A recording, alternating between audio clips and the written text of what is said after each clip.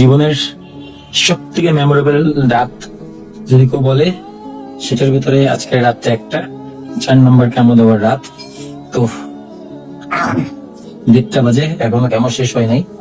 আর কাল maybe fluid বের করা হবে, মানে ফুসফুস থেকে পানি বের করা হবে সকালে বা দুপুরে, ওই ইঞ্জেকশন নাকি দিয়ে।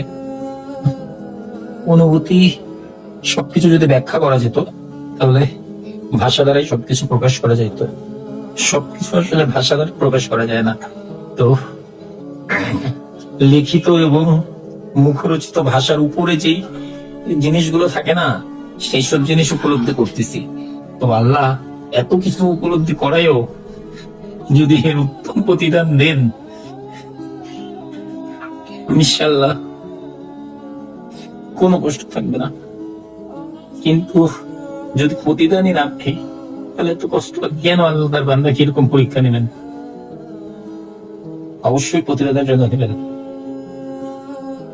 ভিডিওটা করে রাখলাম, কতটা বোঝাতে পারতেছি হয়তো বুঝবেন না, তবে আমার আল্লাহ হয়তো বুঝতেছেন কেমন লাগতেছে আমার।